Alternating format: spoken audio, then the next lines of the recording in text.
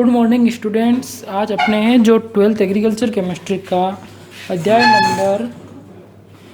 Number चल रहा था आपके कौन सा 11 चल रहा था, उसी के आगे पढ़ेंगे अपन। अध्याय नंबर 11 के अंदर आपके जो चल रहा था पाठ का नाम लिखते हैं पहले, जैविक खाद एवं जैव उर्वरक।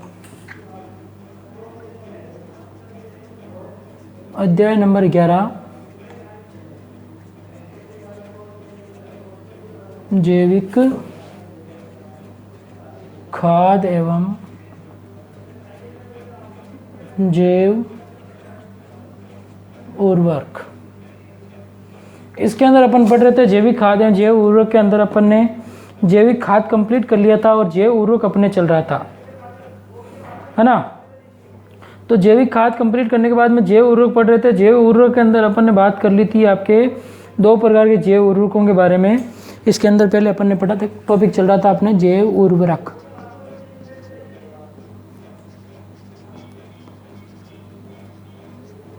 देखो जैव उर्वरक के संदर्भ में अपन पढ़ रहे थे आपके बायो फर्टिलाइजर। इनके अंदर अपन ने पढ़ रहे थे कि जैव उर्वरक क्या है, जैविक खेती के लिए सबसे उपयोगी है आपके। और जैव उर्वरकों के प्रकार पढ़ रहे थे अपन, जिसके अंदर आपके जैव उर्वरक के प्रकार के अंदर अपन नाइट्रोजन स्थिरीकरण करने वाले जैव उर्वरकों के बारे में पढ़ रहे थे, जिसके अंदर अपन ने दो पढ़े हैं, नाइट्रोजन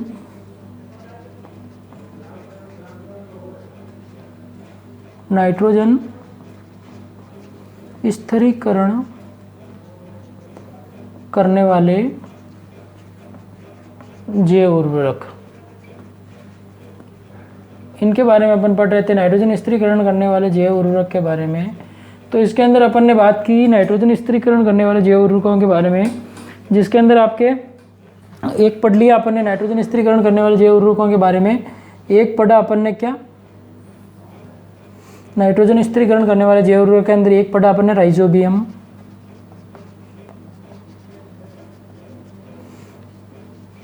दूसरा अपन ने पढ़ा इसके अंदर एजोटोबैक्टर, राइजोबियम एवं एजोटोबैक्टर, ठीक है ना।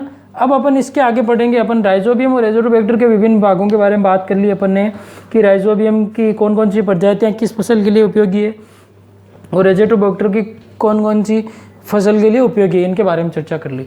अच्छा अपन अब इसके बारे में आगे चर्चा करते हैं। अगला है नंबर 3 पढ़ेंगे, जिसके अंदर है आपके एजोस्पिरिलम।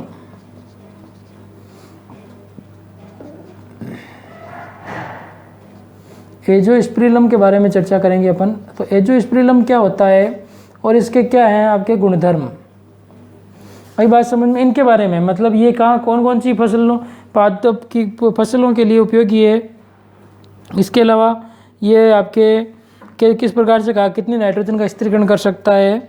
तो यह सबसे पहले तो स्पिरिलिएसी कुल के लिए अंदर पाया जाता है, वही बात समझ में। यह है स्पिरिलिएसी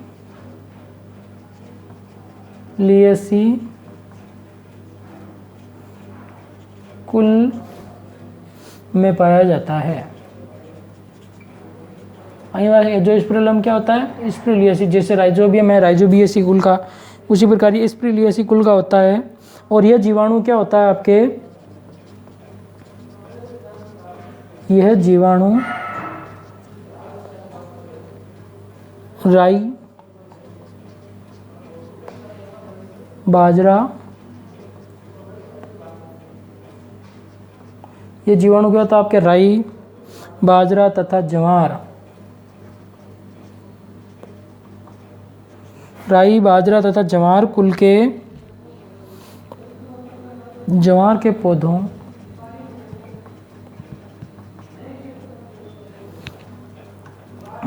की जड़ों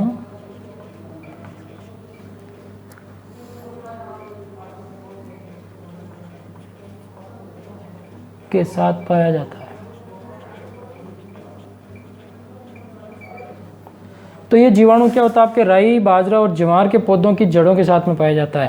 यही बात समझ में, मतलब राई कुल के पादप जो ज्वार है बाजरा है, इनकी पौधों की जड़ों में ये जो स्पिरिलम आपके लिए क्या होता है, लाभदायक होता है।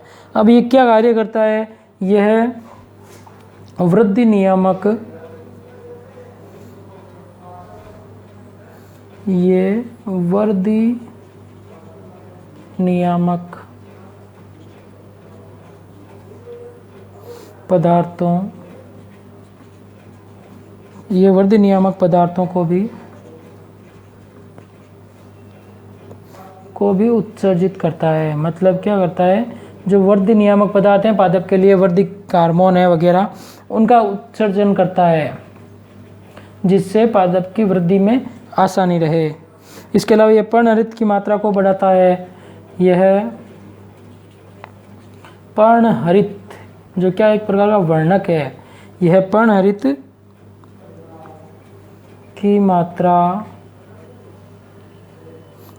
की मात्रा को बढ़ाता है।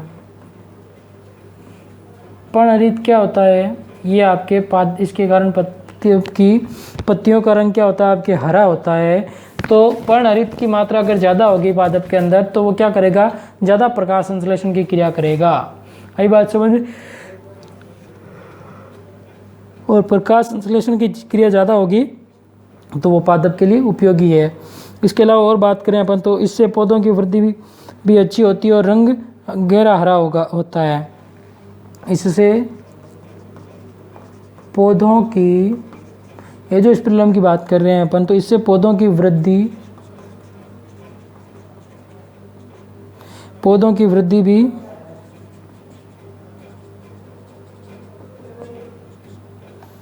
अच्छी होती है। पौधों की वृद्धि भी अच्छी होती है और गहरा हरा रंग होता है। आई बात समझ? गहरा हरा रंग होता है। आगे बात समझ में? इसके अलावा यह पौधों की जड़ों में, ये क्या करता है, पौधों की जड़ों में माइकोराइजल इंस्पेक्शन बढ़ाता है। माइकोराइजल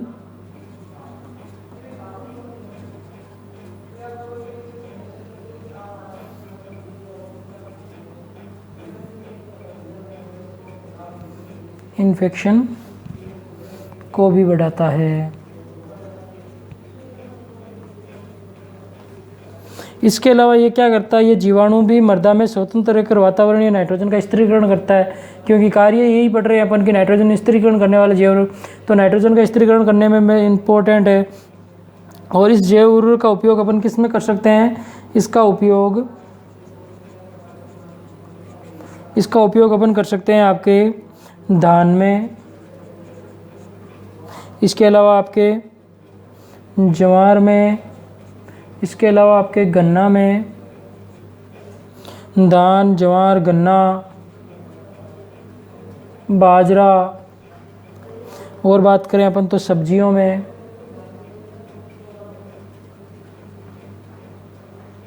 आई बात समझ में?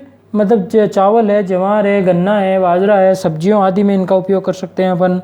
और ये आपके कितनी नाइट्रोजन का स्थिरीकरण कर सकता है, लगभग 15 से 30 किलोग्राम नाइट्रोजन किलोग्राम प्रति हेक्टेयर तक ये क्या करता है, 15 से 30 किलोग्राम प्रति हेक्टेयर तक ये क्या करता है, नाइट्रोजन का स्थिरीकरण कर सकता है। इसके अलावा ये आपके वृद्धि नियामक इंडोलेस्टिक एसिड हार्मोन, जिब्रेलिन हार्मोन, इनका भी स्त्रावण करता है। इनसे क्या होते हैं,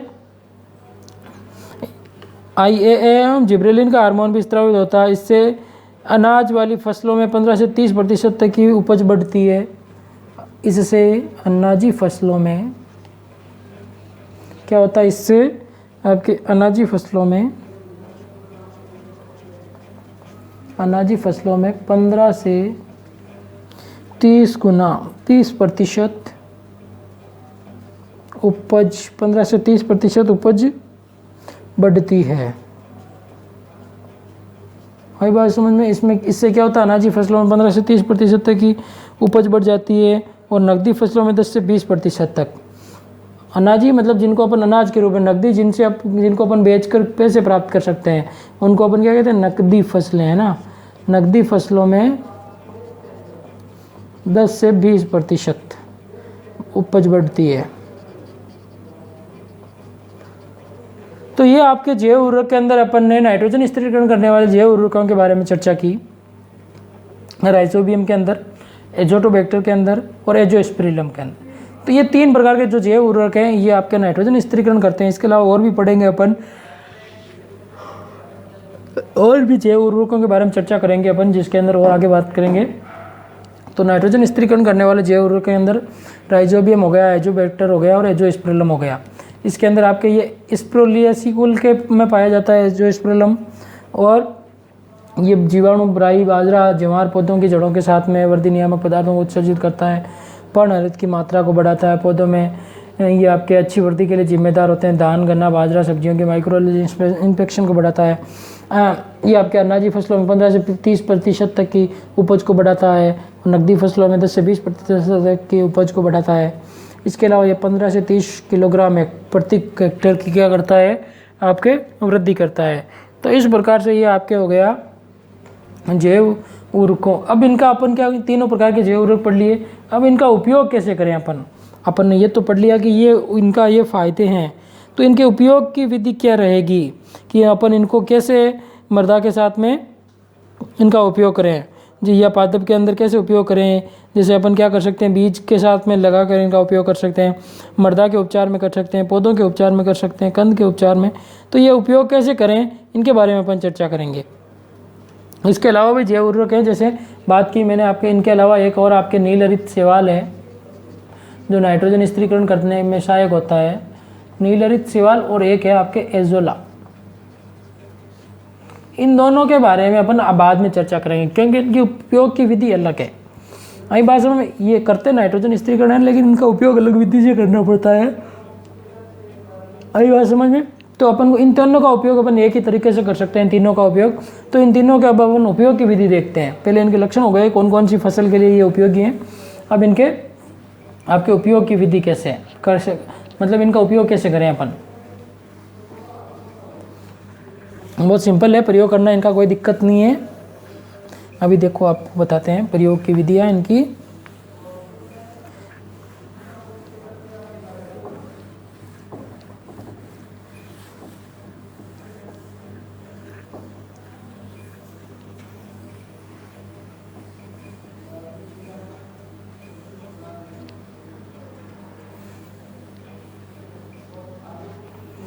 अब देखो इनके उपयोग की विधि के अंदर देखें अपन तो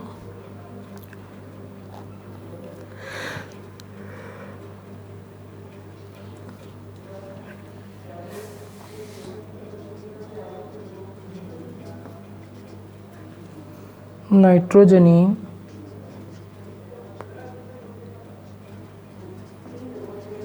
जैव उर्वरकों, नाइट्रोजनी जैव उर्वरकों की उपयोग विधि।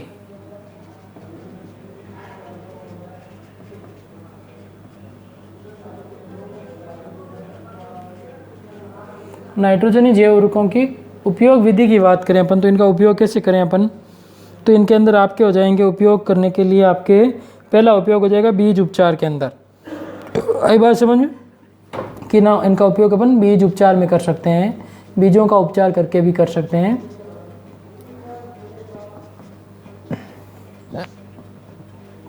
देखो बीज उपचार में कैसे कर सकते हैं। इनके उपयोग करने के लिए सबसे पहले क्या करना पड़ता है अपन को, इस विधि में क्या करते हैं, बीज उपचार विधि में इसके अंदर अपन को 1.5 से 2.5 लीटर पानी लेना है।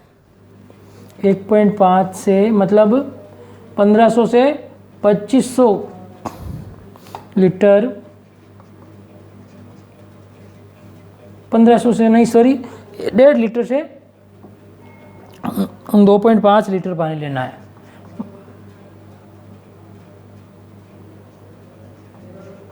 पानी को गर्म करके क्या करते हैं अपन, 1.5 से 2.5 लीटर तक पानी लेंगे अपन, उसको गर्म करके उसमें क्या डाल देंगे अपन, उसमें गुड़ तो जानते ही हो आप। उसमें गुड़ जो अपन खाने में काम में लेते हैं, गुड़ मिलाकर, उस पानी के अंदर गुड़ मिलाकर गर्म घोल बना लेते हैं, मिलाकर घोल बना लेते हैं। आई बात समझ में। क्या किया अपन ने, 1 से 1.5 से 2.5 लीटर तक पानी लिया अपन ने। आई बात समझ में। 1.5 से 2.5 लीटर तक पानी लिया अपन ने, और उस पानी के अंदर अपन ने क्या डाल दिया, गुड़ मिलाकर उसको गर्म करके गोल बना लिया उसका अच्छे से। अब इस गोल को क्या करना, ठंडा करना है, और ठंडा होने पर उसमें क्या कर देंगे 600 ग्राम मतलब 3 पैकेट कल्चर मिलाते हैं, मतलब जो को आपके इनका कल्चर मिलता है मार्केट से, संवर्धित माध्यम है ना। तो इसके अंदर गोल के ठंडा होने पर गोल के ठंडा होने पर क्या करेंगे अपन, गोल का ठंडा होने पर उसके अंदर अपन मिला देंगे आपके 600 ग्राम, 200 ग्राम के आपके क्या होते हैं पैकेट आते हैं, तो 600 ग्राम आपके कल्चर मिलाते हैं जो आपको मार्केट से मिल जाएगा, कल्चर मिलाते हैं है ना। फिर क्या करते हैं इसके अंदर, और 1 हेक्टेयर के लिए उपयोग में लेने वाले बीजों को फर्श पर पॉलीथीन की शीट पर बिछा दें। जैसे अपन को 1 हेक्टेयर ज़मीन बोनी है, क्या बोना है आपको, जो बीज चाहिए उस बीज को आप क्या करो, एक पॉलीथीन की थैली लो और उसको उसके ऊपर 1 हेक्टेयर के अंदर आने वाले बीजों की संख्या मात्रा, जैसे 5 किलो 50 किलो जो भी है आपके लिए, 1 हेक्टेयर में आपको कितना डाल चाहिए बीज है ना, 1 हेक्टेयर में बीजों को 1 हेक्टेयर के में उपयोग 1 हेक्टेयर में उपयोग आने वाले बीजों को पॉलीथीन पर फैला दें। क्या करें, पॉलीथीन पर फैला देते हैं। अब फिर क्या करें, अपन ने एक पहले वो गोल तैयार कर लिया, ठीक है, उसके अंदर संवर्धित माध्यम डालकर, फिर उसके बाद में अपन क्या करेंगे, पॉलीथीन की शीट पर अपन ने बीज डाल दिए, और बीजों के ऊपर जो अपन ने अभी गोल बनाया है जो आपके गुड़ और पानी का, और उसके अंदर जो कल्चर मिलाया है उसको उन बीजों के ऊपर छिड़क देते हैं। आई बात समझ में। और बीजों के ऊपर फिर क्या कर देते हैं, बीजों के ऊपर गोल छिड़क देते हैं, छिड़क देते हैं। आई बात में, बीजों के ऊपर क्या कर दिया अपन ने, गोल छिड़क दिया। कौन सा गोल, जो भी अपन ने तैयार किया था। और फिर उसके जिसमें बीजों पर जैव उर्वरक की गोल की परत चढ़ा देते हैं। आई बात समझ में। और बीजों पर क्या कर देते हैं अपन, वो छिड़कने के बाद में वो गोल की परत चढ़ जाएगी, हल्की हल्की है ना, गोल की परत चढ़ जाएगी। और साधारणतः 200 ग्राम राइजोबियम कल्चर 10 से 15 किलो दालों की बीजों के उपचारित करने के लिए पर्याप्त होता है। मतलब कि अगर अपन ने क्या लिया, 200 क्या किया, 200 ग्राम आप कल्चर लाते हैं, किसका, राइजोबियम का कल्चर। आई बात समझ में। 200 ग्राम राइजोबियम का अगर अपन कल्चर लाते हैं तो वो कितने 10 से 15 किलोग्राम, जैसे आप मूंग बोते हो तो मूंग के बीजों के लिए, दालों के बीज के लिए क्या है आपके, उपचारित करने के लिए पर्याप्त है। बीज को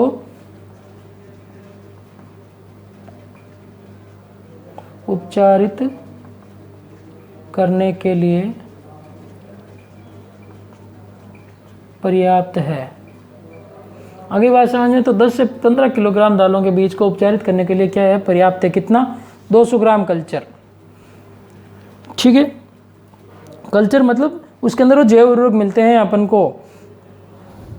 अब उपचारित बीजों को क्या करना है अपन को, जैसे अपन ने छिड़क दिया उसके ऊपर जो अपन ने गोल बनाया था, उस गोल को अब उन बीजों को क्या करते हैं, छाया में रखकर उनको सुखा दें, अच्छे से छाया में सुखाकर उनको बुआई कर लेते हैं अपन। और जैव उर्वरक बीज उपचारित होकर फसल को पानी के लिए निम्न प्रकार से उपयोग में ले सकते हैं।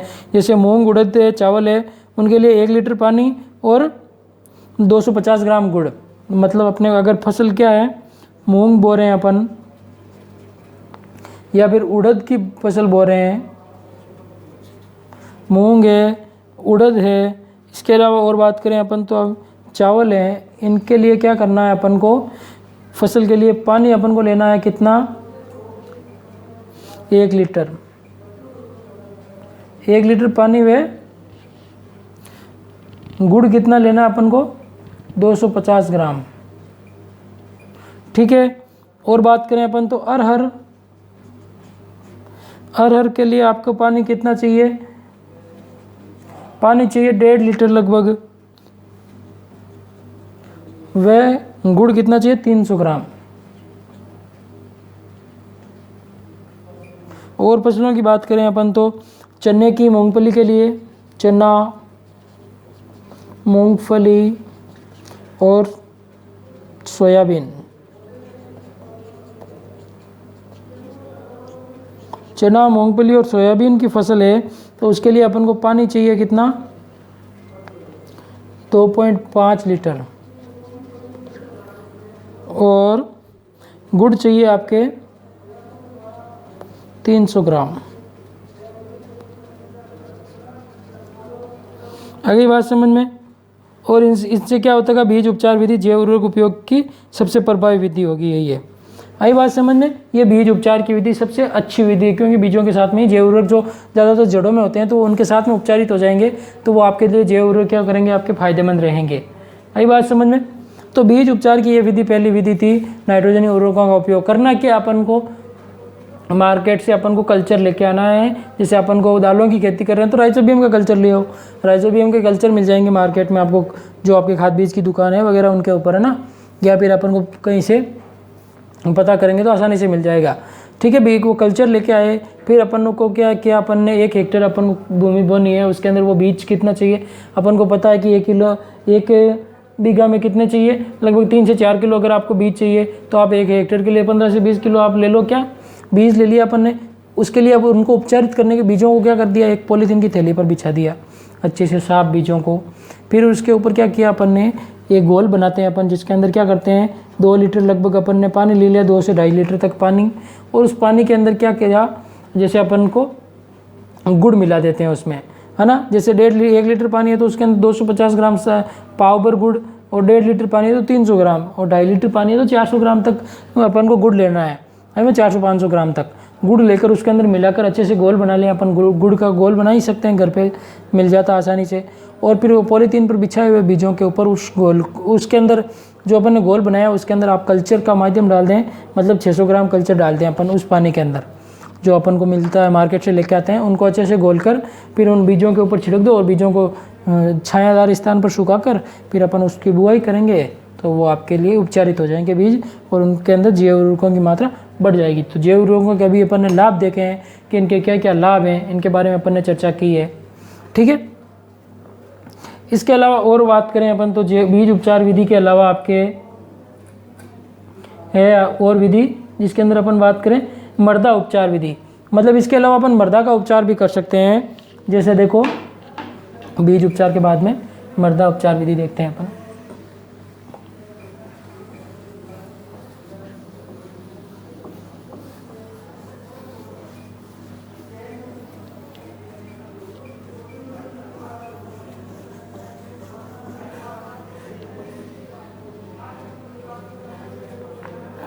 बात उर्वरकों की,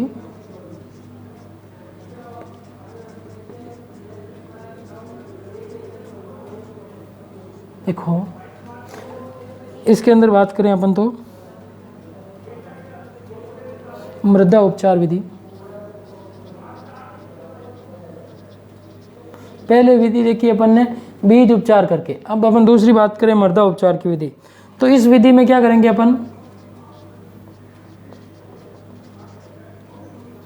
इस विधि में अपन क्या करेंगे? आपके 2 से 3 किलोग्राम, इस विधि में क्या करें अपन? 2 से 3 किलोग्राम कल्चर, 3 किलोग्राम कल्चर की मात्रा को, 2 से 3 किलोग्राम कल्चर की मात्रा को 50 किलोग्राम छनी हुई गोबर की खाद लेनी है अपन को। 50 ग्राम क्या करना अपन को? छनी हुई गोबर की खाद। गोबर की खाद है उसको सुखा कर छान लेते हैं। छनी हुई गोबर की खाद को खाद में मिलाकर, छनी हुई गोबर की खाद में मिलाकर क्या करते हैं? बुआई।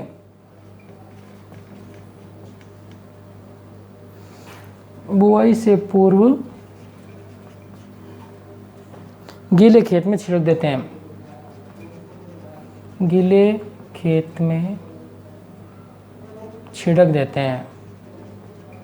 ये तो सिंपल विधि है। क्या करना क्या है इसमें, तो आपको 50 किलोग्राम तो क्या लेना है, गोबर की खाद लेनी है, उस सूखी हुई, और उसको छान लो अच्छे से।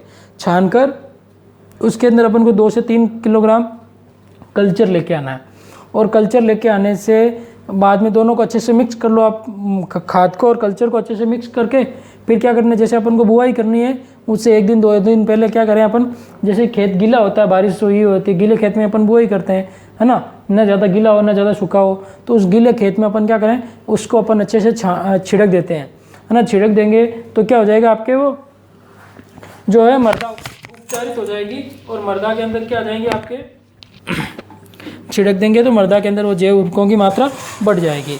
तो ये दूसरी विधि थी आपके किसकी, जैव उर्वरकों के उपयोग की विधि, जिसके अंदर पहली विधि तो थी आपके कौन सी, जिसके अंदर अपन ने चर्चा की बीज उपचार। बीजों का उपचार करने के लिए अपन ने देखा कि पानी गर्म करके उसके अंदर गुड़ मिलाकर, गुड़ के अंदर क्या करते हैं अपन, वो उस घोल के अंदर अपन बीज डाल देते हैं, सॉरी कल्चर डाल देते हैं, कल्चर को अच्छे से घोल कर बीजों के ऊपर छिड़क देते हैं और उन बीजों की बुआई कर देते हैं, वो बीज उपचार विधि। दूसरी अपन ने मृदा उपचार, वो तो सिंपल है, 50 किलोग्राम गोबर की खाद ली, 2 से 3 किलोग्राम कल्चर लिया और उनको बुआई से पहले खेतों के अंदर छांट देते हैं, छिड़क देते हैं, जिससे वो आपके लिए उपयोगी हो जाएगी। तो इस प्रकार से अपन ने चर्चा कर ली आपके किसके बारे में, नाइट्रोजनी जैव उर्वरकों के उपयोग की विधि, 2 विधियाँ, और एक पढ़ लिया अपन ने एजोस्पेरिलम इस क्लास में। Okay, good luck. आज की क्लास के लिए इतना ही, आगे की बातें अपन अगली क्लास में करेंगे। गुड लक, धन्यवाद।